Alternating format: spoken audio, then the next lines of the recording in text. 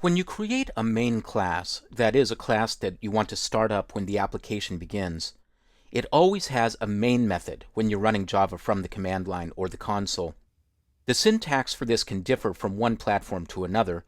For example, you don't use a main method in a Java servlet, you use other kinds of methods. But when you're running from the command line, it's always called main. The signature or syntax of the main method always looks like this. It has the keywords public, static, and void. Public means that the method can be called from anywhere. Static means that you don't have to create an instance of the class. And void means that you're not returning anything from the class. Now, I'll talk more about these keywords in later videos, but for now what you need to know is that these three keywords are required as part of the main method declaration. The other thing that the main method has to have is this syntax: string, open bracket, close bracket, and then the name of the variable, which by default is set to args by Eclipse, but could be anything. This is a value that's passed in by the Java virtual machine as the application starts up. The brackets means that the argument is an array, an ordered collection of values. And these are the command line arguments or values that are passed into the application when it starts up. Now you can pass arguments in from Eclipse or from the command line. It'll make most sense if we start from the command line though. So open up a command window. On Windows, use the cmd command, and on Mac, use terminal. And then change to the bin folder underneath the project arguments that I've imported into Eclipse. I'll type cd, desktop, exercise files, 03 getting started, arguments, bin. List the contents of the directory using dir on Windows or ls on Mac, and you should see that there's a class there called main.class. Now, I'm going to run the application. First I'll clear my screen, then I'll type java space main, and I don't see any output. That's because my source code, for the moment, doesn't have anything in the main method. I'll switch back to the command window using Alt-Tab on Windows or Command-Tab on Mac, and this time I'll type java main arg1 space arg2. Again, there's no output, but let's add some code to the application to detect and report the arguments.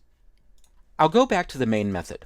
The args variable is an array, and in Java, every array has a property called length, which returns a numeric value indicating how many items there are in the array. So I'm going to add a little bit of output that looks like this: system.out.println, and then I'll put two values together, one string and one number. The string will be number of args, colon space. Then I'll move the cursor after the last double quote and put in a plus operator, and then args.length. The length property is numeric. When you take a string and a numeric value and put them together using the plus operator, that's called concatenation. And in Java, the numeric value will be automatically converted to a string. I'll talk about the mechanics of that in a later video. I'll finish the statement with a semicolon at the end, and I'll save my changes. Now by default, when you save your changes to your code, Eclipse automatically recompiles the application for you. This is because under the Project menu, there's an option labeled Build Automatically. It's checked by default. If you want to, you can uncheck that option and only compile or build when you say so, but I'll keep it on, so whenever I save my changes, the .class files are recreated for me. So now I can switch back to the command window, and I'll repeat the same command by pressing the up arrow and then either enter or return. And I should get the output number of args 2. So now I know that I'm receiving the arguments from the command line and that I have exactly the number that I typed in. Let's go back to the code and add a little bit more. Place the cursor after that initial statement and press enter or return a couple of times. Make a little bit of blank space in your code.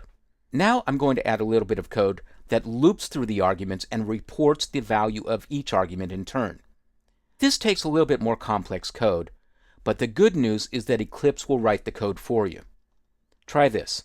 Type FOR, the word for, then hold down the control key and press space. This keyboard shortcut is the same on both Windows and Mac. It brings up a list of available options. Choose the first option, for Iterate over Array, by pressing Enter or Return. And Eclipse adds a bunch of code that will loop through the array. Now, I'm not going to describe the exact syntax of this code right now. We'll save that for later. But all you need to know is that when you use a for command and you provide all this information, you're looping through the contents of the declared array, in this case args, and you can deal with each item of the array in turn.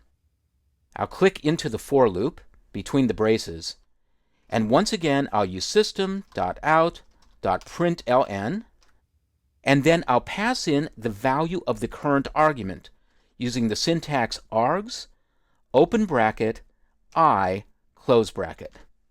And I'll remember to put in my semicolon at the end. I is a variable that was declared inside the for loop when I said int I equals 0. Its initial value is 0, and each time through the loop it's incremented by 1. The first item in the array is item 0, the second one is item 1, and so on. I'll press Command or Control S to save my changes, switch back to the command line, and pressing the up arrow, run the application again. And now I see the total number of arguments, and I see the value of each argument output one at a time. When you pass in arguments from the command line, each argument is delimited and separated from the other by a space character. But if you want to include a space character in a value, just wrap the value inside quotes. So I'll press the up arrow to bring that command back again, but I'll move the cursor over and add quotes around the two words, arg1 and arg2. Then I'll run the application again, and this time I'm told I only have one argument, and the value of the argument is the entire string. So that's how you pass in the arguments from the command line. How would you do the same thing directly in Eclipse? I'll go back to Eclipse, and I'll go into my Run Configurations. I'll go to the toolbar, pull down the Run menu, and choose Run Configurations. I'll add a new Run configuration by clicking Java Application and clicking plus. And the new name is going to be main1, and over here I'll click on the Arguments tab. I can pass in as many arguments as I want. I'll list these arguments one per line. So this will be arg1, and arg2, and arg3, and arg4. Then I'll click the Run button, and down here in the console view, I'll expand the console so we can see all of the output. I see number of args is 4, and then each of the arguments listed one at a time as the code loops through and deals with each item in turn. So that's the purpose of the args parameter that's passed into the main method. It allows you to receive and process values that are passed into your Java application at runtime, either on the command line, working in the command application in Windows or in Terminal on Mac, or from within Eclipse, from a run configuration that's set up for this purpose.